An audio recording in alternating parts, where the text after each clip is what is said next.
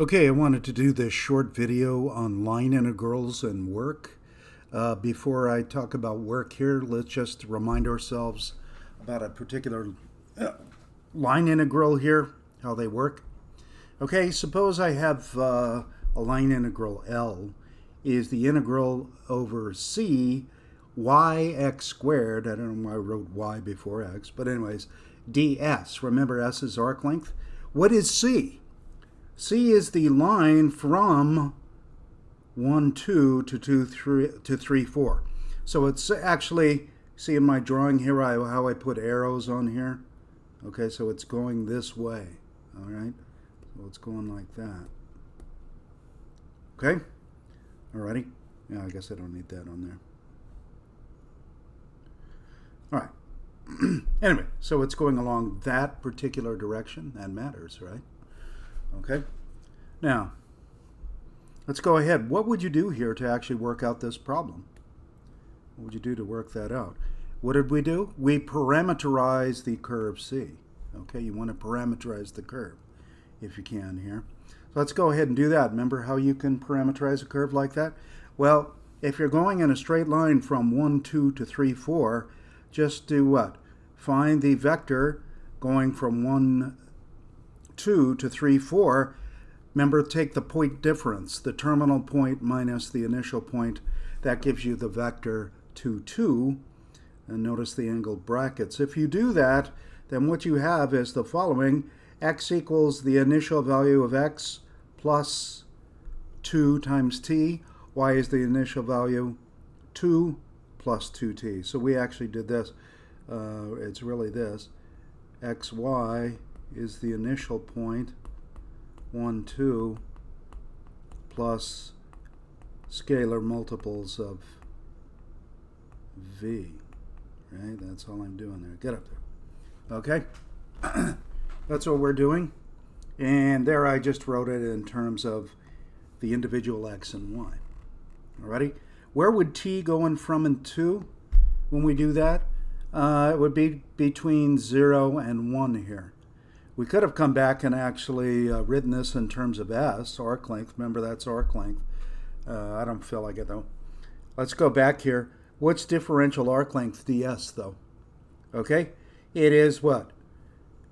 Dx, the square root of dx squared plus dy squared. That's easy.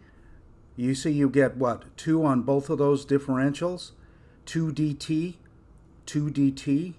Okay? So if you take the square root of the sum of the squares, you would actually get the square root of 4 plus 4 dt.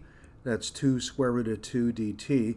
So we've got ds written like that. So I'm going to keep everything. You see how what I was saying, it's actually really easy. It would have been easy to write this in terms of differential arc length, in which case we would have had what? We could have done that by just normalizing that vector there. Okay, I chose not to do that, though. All right, anyway, so what does our line integral look like?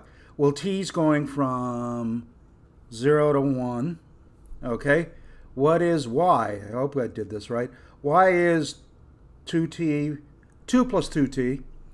dx, or x is 1 plus 2t, and that's being squared. ds is 2 square root of 2 dt, and there it is, okay? I guess I didn't work out the final answer. What is the final answer? Did I work it out? Did I work it out? Doesn't look like I did. So what are you going to do? I'm going to go like this. You go E, F, Y. What is that? That's exercise for you. Okay? Remember that if you're never a teacher and you run into this situation. Okay? All right, there it is. Anyway, let's talk about work integrals in particular. So that original one was just a reminder of line integrals in general. Let's talk about work integrals in particular. What is work? Do you remember what we said? Work in baby physics was what? Force times distance. But when we have a little more sophisticated concept of work, which we had earlier in the semester, it's what? Force dotted with displacement vector, right? Okay. This, we have still more complicated version using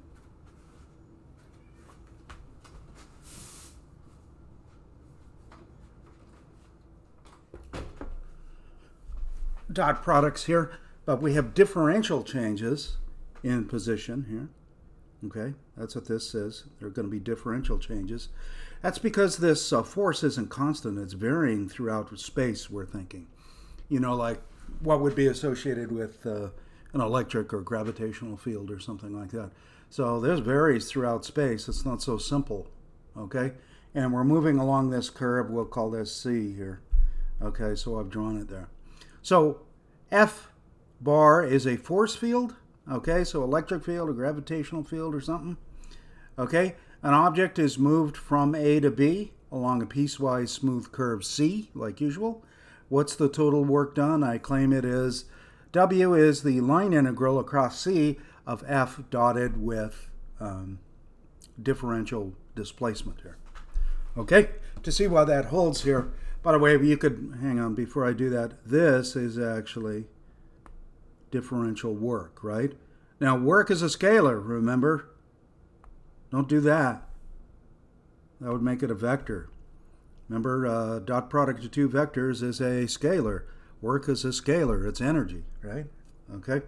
Anyway, think about it this way. I've written here F is what? A function of a particular position on the curve.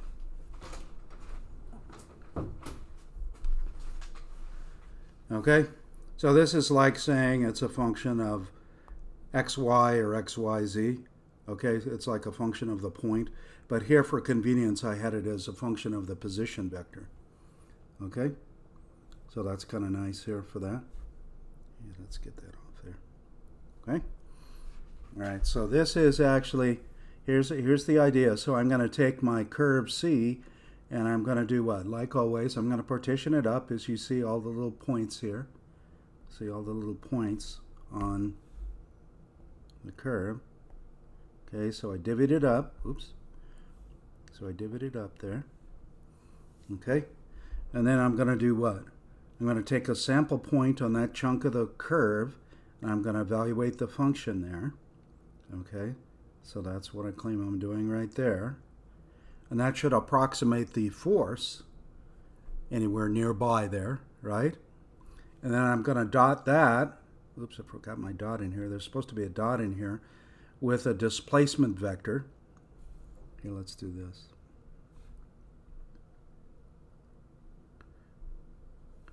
Let's go like this. The change in the displacement vector. Okay, change in there. All right, so this would be differential work. This would be the work going from what, here to here, okay, approximately, right? And then I would have what? The work going from here to here to here, and so on down, okay? Then what are you going to do? You're going to add all these up, right? You're going to sum up all the delta wi's, and then you're going to take the limit as the norm of the partition goes to 0. That's going to be the length of the largest of these differential changes in position, and let those go to 0. What are you going to end up with? You're going to end up with work.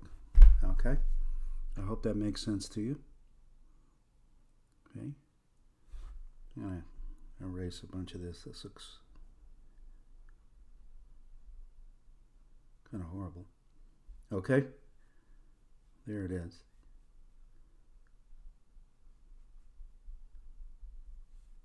But that's going to be our formula. Okay? Now, you might say, wait a minute, that doesn't look too much like line integrals that we've seen before, but we'll see it really is. Let's come over here. Okay? Suppose we parameterize the curve C with the arc length. Okay? Do you remember differential changes in position vector on a curve is equal to what? The unit tangent vector, notice the hat on T here. Notice that hat. Okay, see that hat on there. times what? Differential changes in arc length, right? So that's a unit tangent vector.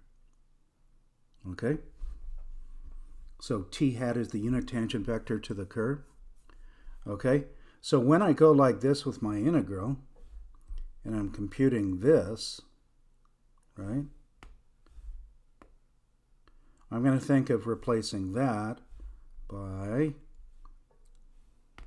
this, and I would get this. Okay? Okay? Well, wait a minute. Because ds I can just take out because it's a scalar, right? That's just a scalar. What is this thing? Well, that's going to be some function. It's going to be some integrand, f of xy or f of xyz, right? Well, okay, then I'm integrating some function of x and y, or x, y, and z ds over a curve. Well, that's a line integral. Okay? Alrighty? Alright, let's consider this then. Let's consider another way to write this. If you go back and look at the previous video, one of the ways I wrote it. Okay? Suppose I have position vector x, y, z. Okay? Didn't parameterize anything. Differential changes in the position vector of points on the curve would be dx, dy, dz. Okay? Now, suppose our force function, it's a function of position of points in space, right? So there's m of xyz, n of xyz, p of xyz. Okay, so those are the component functions of force. Okay, what if I was to take the dot product of these two? What would I get? Well, you know how to take dot products. These are what? I, j, and k components here, and I, j, k components there. When you take the dot product, you're going to get this. Okay? Alrighty, so that's what you would be integrating. And so our integral can look like this. Okay? Alrighty. To evaluate, what do? Well, we parameterize and integrate. Let's try an example. Be concrete. An object moves from 1, 1 to 4, 8 along this particular path. Okay? Here's a particular path along which it moves. Okay, notice that path's already been parameterized. Okay, so this is position vectors of points on that curve. I didn't even draw what the curve looked like. Okay? It's going to be subject, this object, to the force given by this. Okay? X squared, comma, sine y. Okay? So this is supposed to be what? This is my m. Okay? M of xy and my m of xy and n of xy. Okay? In this case, notice that the I component is a function of x alone, and the j component is a function of y alone. That doesn't usually happen. Okay? Alrighty? Okay, find the work done. Well, we're going to be starting at t equals 1. Okay? Why? Well, if you think about that point there, what would be the t value corresponding to 1, 1? Yeah, it's going to have to be t equal 1. Okay?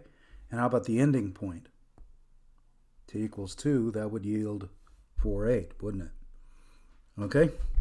Now, our position vector xy, okay, position vector is going to be t squared, t cubed. Differential changes could be written, how then? 2t, 3t squared dt.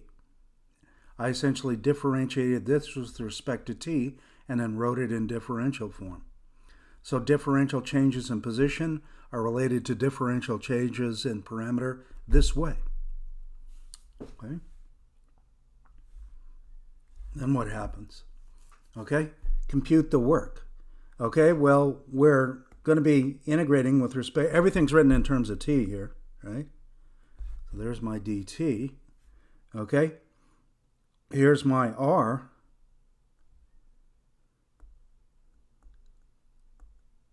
And then I've got what? This is essentially this, I should say.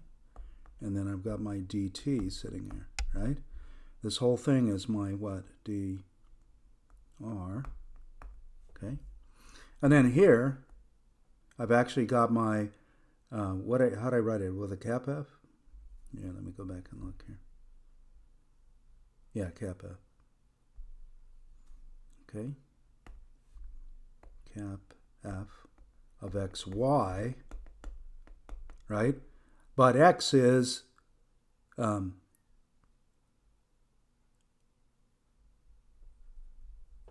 t squared and y is t cubed. Go back, and if you look at the function here, so this becomes what? T squared squared, and that becomes sine of t cubed, okay? All right, so that's where we got that from. Okay, now you just take the dot product, okay? Take the dot product, remember how to do that, and then you're integrating from 1 to 2. All right, now this is what? It's a Calc 1 integral. It's really easy. You can see here what I did, just use a substitution right there. This one just takes a power rule, so this one's pretty mindless here. Okay, t is going from 1 to 2, and you end up with this for your final answer. You can look at the details here. Okay, I didn't give you units, but to what would be units for work? Something like, well, we typically ended up with joules, didn't we? Okay. Newton meters. Okay, same thing as a joule. Okay, well, there you go. There's an example. So you should be able to do problems like this. They're actually pretty easy. All right? All right, we'll continue.